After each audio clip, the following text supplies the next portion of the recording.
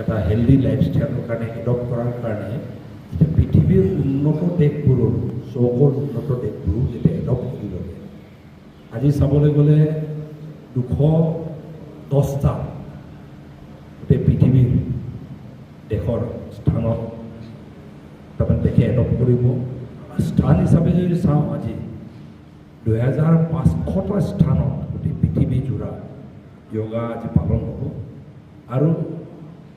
আজি উন্নত দেশ বুলি যাক আমি নৰ্মেলি আমি ভাবোঁ টেকন'লজিকেলি উন্নত দেশবোৰো আজি ৰিকগনাইজ কৰিছে যে যিখিনি আমাৰ এতিয়া মডাৰ্ণ লাইফষ্টাইল ডিজিজ আছে এই ডিজিজবোৰ যদি অভাৰকাম কৰিব লাগে দৰৱটোৱে ডিজিজটোক ছাপ্ৰেছ কৰি থ'ব কিয়ৰ নকৰে আৰু আপোনাৰ যদি মাইণ্ড আৰু বডিৰ এটা বেলেঞ্চ যদি আনা নাযায় তেতিয়া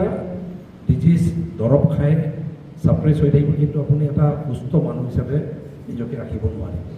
চ' আজি চাইণ্টিফিক গোটেই কমিউনিটিও একচেপ্ট কৰি লৈছে যে য়োগা ডেইলি প্ৰেক্টিছ যোনে কৰে তাৰ কাৰণে খুব শৰীৰৰ কাৰণে ভাল আৰু তাৰ ওপৰত কি হয় বিশেষকৈ আজিকালি মোবাইলৰ যুগ ছ'চিয়েল মিডিয়াৰ যুগ টিভিৰ যুগ আমাৰ অনবৰত মোবাইলত চকুটো থাকে অনবৰত ছ'চিয়েল মিডিয়াত আমি আবদ্ধ হৈ থাকোঁ চ' অনবৰত ভাল বেয়া খবৰ পৃথিৱীজোৰা যি চলি আছে মোবাইলৰ থ্ৰুদি আমাৰ মগজত হয় চ' চাইক'লজিকেলি এতিয়া আমাক গোটেই পৃথিৱীজোৰা যিখিনি ঘটনা ঘটি আছে প্ৰত্যেকটো বিষয়ে মিনিটে মিনিটে আমাক এফেক্ট কৰে চ' এনেকুৱা এটা সময়ত যদি এটা মাইণ্ড যদি এটা ষ্টেবল মাইণ্ড এটা যদি ডেভেলপ কৰিব লাগে তাৰ বডিটোৰ এটা কোঅৰ্ডিনেশ্যন যদি আনিব লাগে মই ভাবোঁ য়োগাৰ অল্টাৰনেটিভ তাৰ ওপৰত অলপ আগতে CDC ডাঙৰীয়াই যিটো ক'লে যে এইখিনি আমি অলপ এতিয়া লাহে লাহে জোনাই আমাৰ গোটেই অঞ্চলত লাহে লাহে ৰিক্ৰিয়েশ্যনেল এৰিয়াবোৰ ডেভেলপ কৰাৰ কাৰণে আমি প্ৰচেষ্টা চলাই আছোঁ সৰুকৈ এটা প্ৰচেষ্টা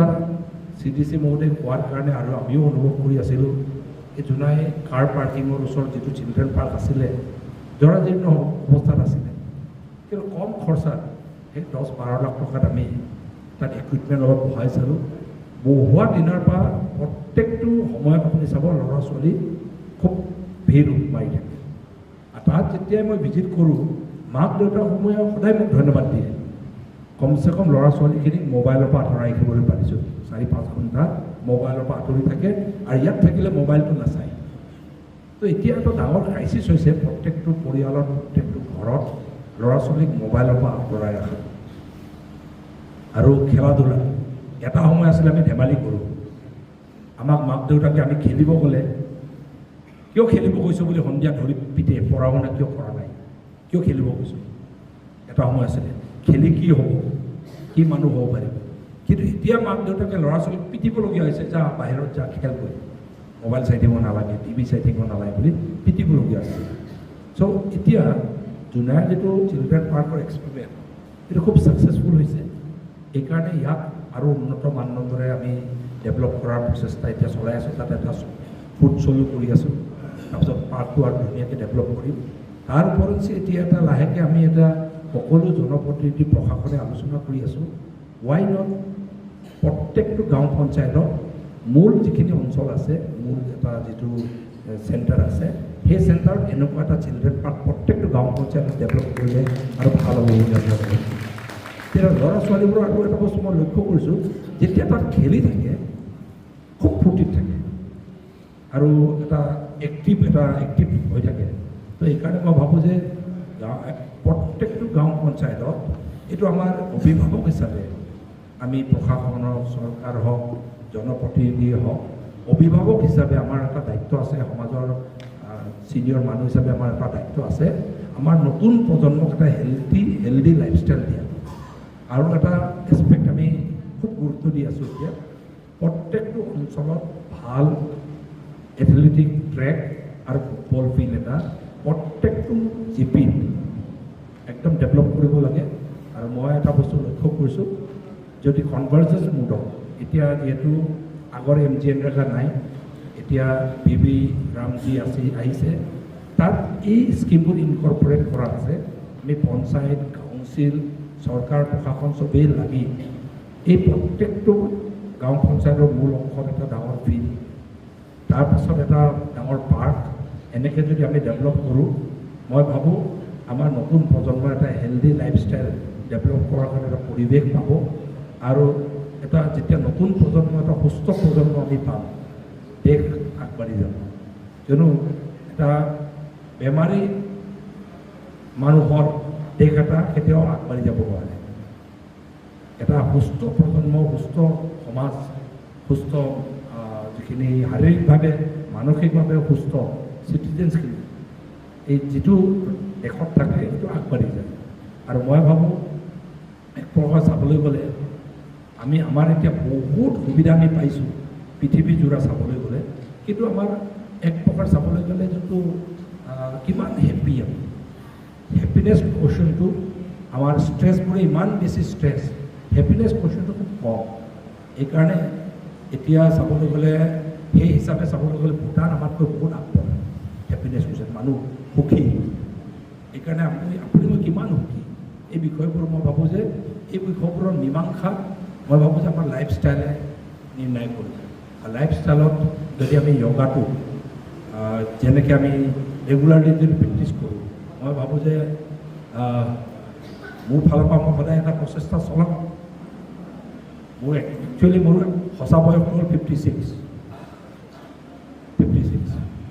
চ' এতিয়া মই যদি চৰকাৰী চাকৰি কৰিলোহেঁতেন আৰু 4 বছৰ পাছত ৰিটায়াৰ হ'ব আৰু আগত কি হয় কেতিয়াবা আমি ভাবি থাকোঁ ৰিটায়াৰ হোৱাৰ দিনা আগত শিক্ষকসকলে যেতিয়া ৰিটায়াৰ হয় ৰিটায়াৰ হোৱাৰ দিনা ছাতি এটা টৰ্চ লাইট এটা দি পঠাই গৈ ৰিটায়াৰমেণ্ট ফেয়াৰৱেলৰ দিনা মই কেতিয়াবা ভাবি থাকোঁ তাৰমানে আৰু 4 বছৰৰ পাছত আমাৰো এনেকুৱা এটা বয়স আহিব নেকি য'ত লাঠি এটা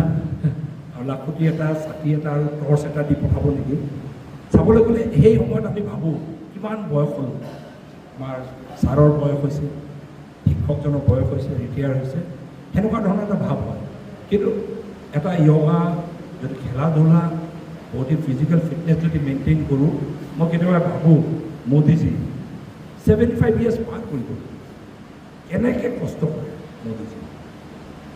আৰু দিনত এটা দেশ ভ্ৰমণ কৰে দিনটো মিটিং কৰে পিছদিনা আৰু এটা দেশ ভ্ৰমণ কৰে আকৌ মিটিং কৰে আকৌ ঘূৰি আহি আকৌ ভাৰতবৰ্ষত বিভিন্ন জেগাত মিটিং কৰে আৰু বিশেষকৈ যোৱা ইলেকশ্যনত মই চাইছোঁ অসমত মিটিং ৱেষ্ট বেংগলত মিটিং ইফালে তামিলনাডুত মিটিং কেৰেলাত মিটিং 75 ইয়াৰ্ছৰ মানুহ এজন কেনেকৈ এনেকৈ ভাৰত ৰাষ্ট্ৰটোক নেতৃত্ব কৰিছে সেইকাৰণে কেতিয়াবা ভাবোঁ তেখেতে যদি ইমান পাৰে আমাৰ নিচিনা মানুহ এটা সৰু এটা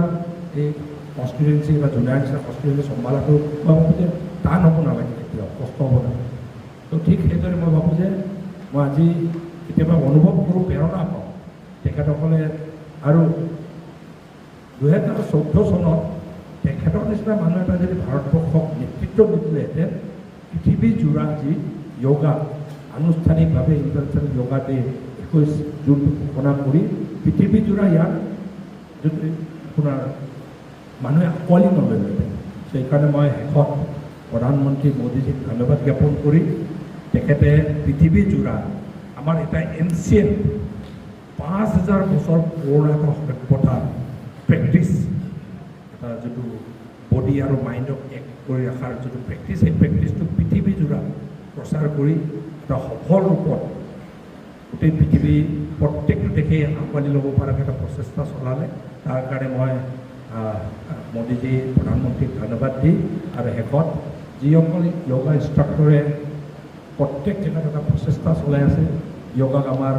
গ্ৰাম্য অঞ্চলতো আমাৰ জেগাবোৰতো পপুলাৰ কৰাৰ কাৰণে সিহঁতকো মই ধন্যবাদ জ্ঞাপন কৰিছোঁ বহুত কষ্ট কৰি থাকে তেখেতসকলে আৰু নতুনকৈ উঠি অহা প্ৰজন্ম আজি যিসকলে অংশগ্ৰহণ কৰিছে তেখেতসকলক মই শুভেচ্ছা জনাইছোঁ আৰু অলপ আগতে মই আহি থাকোঁতে মোৰ ভাল লাগিছে বহুত জেগাত প্ৰত্যেক পঞ্চায়তত মহিলাবোৰ ওলাই আহিছে মই ইয়ালৈ আহোঁতে আকৌ কৃষ্টিভৱনটো দেখিছোঁ বহুত মহিলা কৃষ্টিভৱনটো লগ খাইছে তাতো ইহঁতে আৰু এটা টিম এটা বস্তুটো চলাই আছে তো সেইকাৰণে শেষত যিসকলে একেবাৰে এডভান্স য়োগা নাজানে তথাপি যাৰ পেটবোৰ ডাঙৰ তথাপি মই এটা আমি সকলোৱে প্ৰেৰণা লওঁ, মোদীজীয়ে যদি পাৰিছে, ৭৫ বছৰ পাৰ কৰা ব্যক্তি এজনে যদি পাৰিছে,